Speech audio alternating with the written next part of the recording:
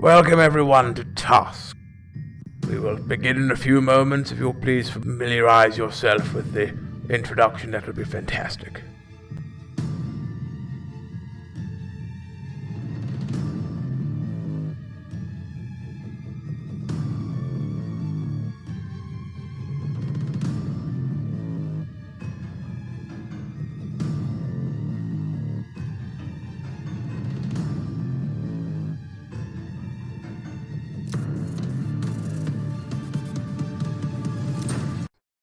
Welcome, new agents, to T.U.S.K. Your identities are being processed and will be disclosed to you shortly. So what is T.U.S.K. and what do we do here? As many of you will have discovered during your lengthy approval process, we are the union of serial killers. Yes, it might sound rather morbid, but we pride ourselves in removing the real monsters of the world, one creep at a time. What you need to know immediately is a T.U.S.K. agent can be anyone. Anyone you bump into on the street could even be a T.U.S.K. agent. Construction worker, librarian, even the most obvious career choice you'd expect from a, sociopathic killer, the dental hygienist. We walk amongst the population and blend into our surroundings. When we feel someone has become too much of a problem for the general public, they are researched thoroughly before we establish whether they will join the list of valid T.U.S.K. targets, and a kill team will be arranged for their mortal departure. We are anonymous, we are everywhere, we are watching, and we are prepared. So what's expected of you as a T.U.S.K. agent? Well, first of all, we believe in achieving your task as the highest standard in the field, by whatever means you feel necessary. All T.U.S.K. agents must attend several pre-arranged meetings per year. It's during these meetings that we will analyze a recent kill team's actions as a group and assess if they did indeed perform to the best of their ability. Didn't leave evidence and witnesses and all that. While the attendance is randomized amongst all of T.U.S.K's agents, there will be at least one member of the kill team in question in attendance. It'll be their job in turn to attempt to mask their involvement, claiming to be just another randomized choice, so it's up to us to point the finger and work out who they are. But how do we choose who it was? Well, we have to examine the evidence before us, deduce and reason who amongst us it could have been, and who else was involved when they did it. So what's to be expected of your first T.U.S.K. meeting? Who will be present? These meetings will be chaired by a T.U.S.K. agent named the Judge. The Judge agent will always be present at these meetings, for it is them who started the initial ball rolling to research the client, as it were, prior to them getting the green light for the kill team. As for the other members, this will change from case to case, for you'll be able to point a finger at any number of named agents in the full T.U.S.K. roster for how many were truly involved. Well, I think the Judge might know, but apart from that, it's up to you to establish such things.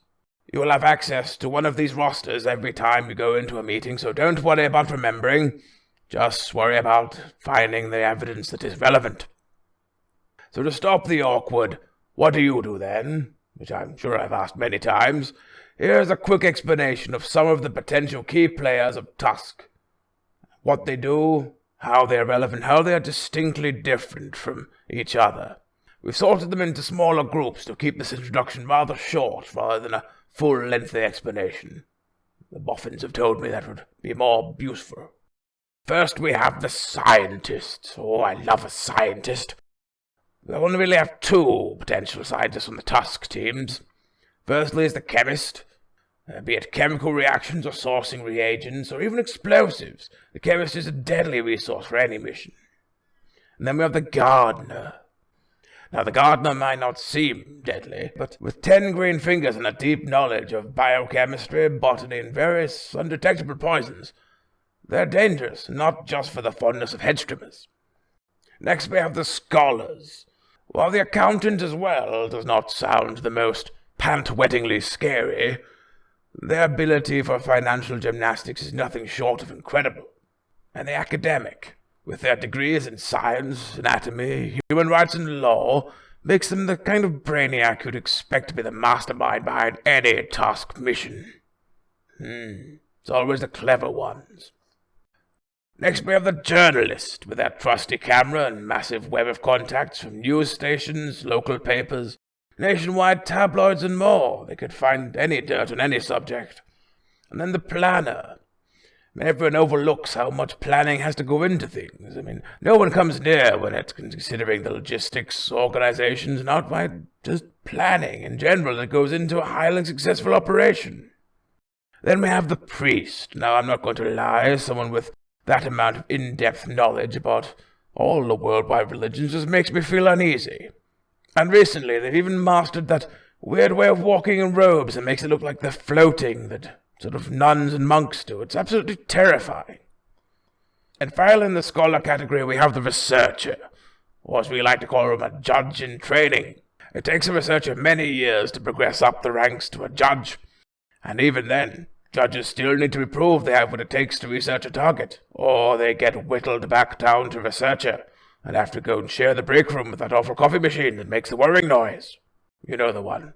If you don't, be glad. Moving on to the next category is the skilled craftsmen, folks who use their hands. Truly awe-inspiring things, or magical creations. Firstly, the mechanic. Anyone who can strip, clean, and rebuild an entire truck engine in a single morning and claim they're doing it for fun is beyond my realm of comprehension, but they are massively useful to any objective. As is the forger, who can replicate anything and everything given time. I've not found anything they can't fake. Marvelous. Then we have the electrician, who, between us, someone needs to keep an eye on. They can be found absently rewiring anything when bored, and while it's a great distraction, it can lead to more harm than good. And finally, we have the makeup artist. No one comes close when applying disguises to our agents. Combined with a forger, they can be a lethal infiltration duo. Next, we have the physicians. The surgeon, first of all, always precise, always on time, always in the right place. It's almost terrifyingly how well they do their job. Then the dentist, obsessed with cleanliness and chemicals. If I saw them in a lift, I'd take the stairs. That's all I'd say. Then we have the butcher. You might ask, why is this the medical category? Butchers, they're not doctors. Well, if you wondered how bodies can just disappear sometimes, that's why the butcher is not someone to upset. And avoid buying any of their pies they sell. The pastry is quite terrible. Finally, in this category, we have the doctor. If you need patched up or medicated, they're the one to go to. Additionally, they offer a frighteningly fast service on donor organs. Where they get them from, I don't really want to know. Just glad to have them in case we need them, but I don't really want to be put under near them. They've got a very maniacal glint in their eye. Final category is the ingenious, a collection of agents with important life skills that are almost irreplaceable. The lifer, for instance, is a lifetime criminal, with hundreds upon hundreds of contacts and the understanding of not only the criminal mind, but the reactions of law enforcement and the inner workings of security systems. Then we have the acrobat, which is a sheer marvel to behold, skilled in speed, strength, dexterity, an expert contortionist in parkour. They can scale high buildings and fit through the narrowest of open windows. They're like a jellyfish. Oh, wait, don't tell them I said that. Then we have the hacker, the IT specialist capable of cracking even the toughest of security, retrieving delicate information, and covering our electronic tracks. They have a strange obsession with rehoming stray cats for some reason, but everyone's got their problems, I suppose. I'm sure we can't all just enjoy a game of golf for the brandy. Then we have the driver. The driver's another marvel, for not only do they have an encyclopedic knowledge of the streets, but they know exactly how to blend into traffic, the best routes to fox law enforcement, and can get you out of a fix pretty fast. Finally, we have the detective. They claim to be a top-ranked detective, but their identity is usually double top secret, as they may still be working for the law. But this allows them to assist behind the scenes, let us know all the secrets, all the evidence recovered, and what the findings have been, and Make sure that if any evidence truly is recovered, it's sort of, well, you know what I'm going to say. I hope you've enjoyed that quick explanation of the roles of the various T.U.S.K members. I hope you enjoy working as part of our organization. And remember, if you're ever caught, attempt to sell our secrets or go into business for yourself, we will find you.